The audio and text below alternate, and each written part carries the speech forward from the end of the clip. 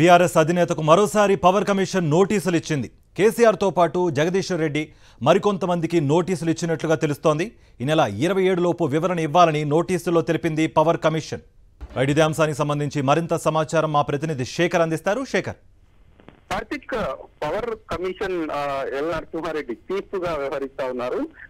మొన్నటి వరకు కూడా పవర్ కమిషన్ దగ్గరికి దాదాపు 40 మందికి పైగా అధికారులు అట్లాగే ఇతర వ్యక్తులు కూడా వచ్చి పవర్ కమిషన్ కు యాదాద్రి, భద్రాద్రి అట్లాగే ఛత్తీస్గఢ్ కి సంబంధించినటువంటి ఒప్పందాల మీద సమాచారం ఇచ్చారు. ఇక మాజీ ముఖ్యమంత్రి కేసీఆర్ కి అట్లాగే మాజీ విద్యుత్ శాఖ మంత్రి జగదీష్ రెడ్డికి నోటీసులు ఇచ్చింది. ఆ నోటీసుల మీద మాజీ ముఖ్యమంత్రి ఇప్పటికే వివరణ కూడా ఇచ్చారు. వివరణ ఇచ్చిన తర్వాత ఈ ఏవైతే అధికారుల నుంచి ఇతర వ్యక్తుల నుంచి మాజీ ముఖ్యమంత్రి ఇచ్చినటువంటి లేఖ మీద పూర్తి స్థాయిలో లేఖల ద్వారా వచ్చినటువంటి సమాచారం ఏదైతే ఉందో ఆ సమాచారం మీద మరొకసారి తమ అభిప్రాయం చెప్పాలని, అందులో వాస్తవ అవాస్తవాలకు సంబంధించినటువంటి వివరణ ఇవ్వాలని జగదీష్ రెడ్డికి, మాజీ ముఖ్యమంత్రి కేసీఆర్ కి అట్లాగే మరికొంతమంది అధికారులకు కూడా, ఒకరిద్దరి కీలకమైనటువంటి అధికారులకు కూడా నోటీసులు ఇచ్చినట్లు తెలుస్తా ఉంది.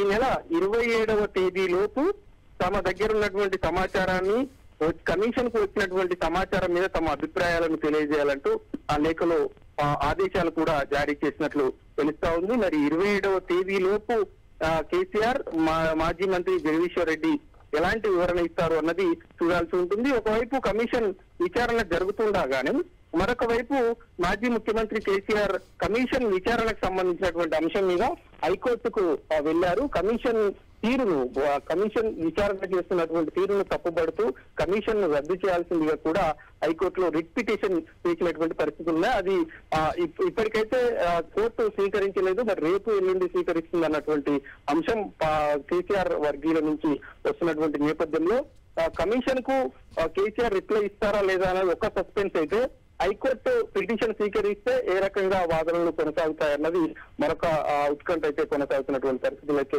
ఉన్నాయని చెప్పుకోవాలి. మరి దీని మీద పవర్ కమిషన్ ఎట్లా స్పందిస్తుంది, రాబోయేటువంటి రోజుల్లో మాజీ ముఖ్యమంత్రి ఎలా స్పందిస్తారు అన్నది చూడాల్సి ఉంటుంది. కార్తీక్.